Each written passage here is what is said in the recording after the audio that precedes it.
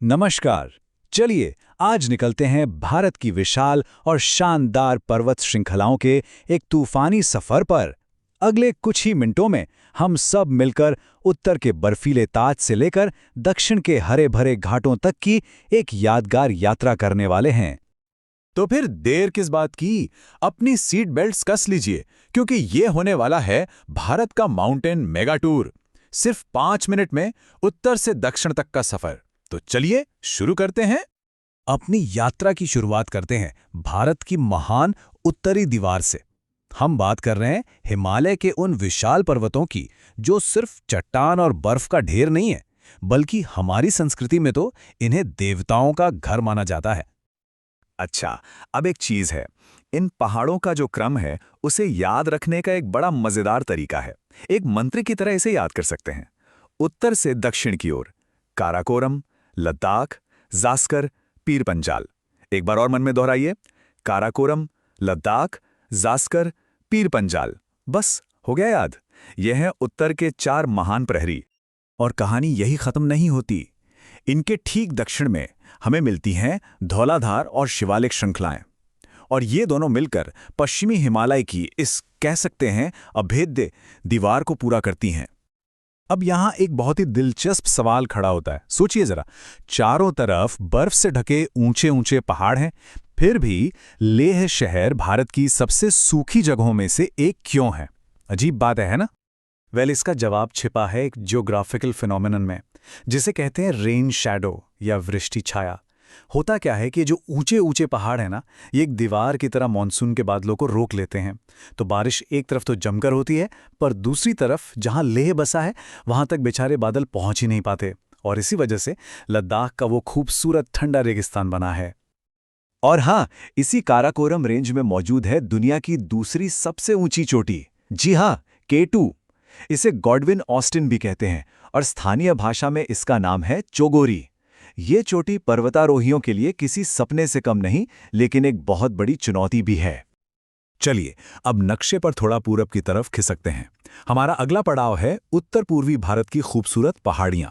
ये सिर्फ सीमा की पहरेदार नहीं है, बल्कि ये चाय के महकते बागानों और कितनी ही अनोखी संस्कृतियों का घर भी हैं। देखिए, भारत और म्यांमार की सीमा पर कुदरत ने मानो एक दीवार बना दी है। ये 3 श्रृंखलाएं हैं, पटकोई बूम, नागा हिल्स और मीजो हिल्स। ये पहाड़ियां सिर्फ जमीन का टुकड़ा नहीं, ये तो यहां बसने वाली कई जनजातियों की पहचान और उनके जीवन का आधार हैं। और भाई, जब उत्तर पूर्व की बात छिड़ी है तो चाय को कैसे भूला जा सकता है? बिल्कुल नहीं। अरुणाचल प्रदेश की डाफला और अबूर पहाड़ियों की जो ऊंचाई और वहां की जो जलवायु है ना, वो वहां की चाय को एक ऐसा खास स्वाद देती है कि दुनिया भर में लोग इसके दीवाने हैं। मीजो हिल्स की सबसे ऊंची चोटी का नाम भी सुनिए, कितना काव्यात्मक है, ब्लू माउंटेन, यानी नीला पर्वत। कहते हैं कि दूर से देखने पर यह सचमुच हल्के नीले रंग की दिखाई देती है। कमाल है। और हाँ, मेघालय की मशहूर तिकड़ी को कौन नहीं जानता? गारो, खासी और जैंतिया हिल्स। इनकी बनावट बड़ी अनोखी है, एक फनल की तरह। ये मॉनसूनी हवाओं को अपने अंदर फंसा लेती हैं, और नतीजा ये कि यहाँ दुनिया की सबसे ज्यादा बारिश होती है। तो चलिए उत्तर और पूरब से निकलकर अब सीधे भारत के दिल में चलते हैं। ये है हमारे देश की भौगोलिक रीढ़। यहाँ के प्राचीन पर्वत सिर्फ उत्तर और दक्षिण को बांटते ही नहीं, बल्कि कई बड़ी और अहम नदियों को जन्म भी देते हैं। यहाँ की 2 प्रमुख श्रृंखलाओं में एक बहुत ही दिलचस्प फर्क देखने को मिलता है। एक तरफ तो है अरावली रेंज। ये दुनिया की सबसे पुरानी पर्वत श्रृंखलाओं में से एक है। सोचिए कितनी पुरानी। और दूसरी तरफ है विंध्य और सतपुड़ा, जो सदियों से भारत के बीच एक सांस्कृतिक और भौगोलिक विभाजक का काम करती आई हैं। अगर मध्य भारत की मुख्य चोटियों पर एक तेज नज़र डालें तो अरावली की सबसे ऊंची चोटी है माउंट आबू। सतपुड़ा की सबसे ऊंची चोटी वो है धूपगढ़। और मैकाल रेंज में है अमरकंटक, वो पवित्र जगह है जहां से नर्मदा और सोन जैसी नदियां निकलती हैं। अब एक और अनोखा फैक्ट सुनिए, अजंता रेंज। ये एक ऐसी रेंज है जो पूरी तरह से एक ही राज्य के अंदर है। जी हां, महाराष्ट्र में ही शुरू होती है और महाराष्ट्र में ही खत्म हो जाती है। और इसकी मशहूर गुफाओं के बारे में तो सब जानते ही हैं। चलिए अब अपने इस तेज सफर के आखिरी लेकिन बहुत ही अहम पड़ाव की ओर बढ़ते हैं।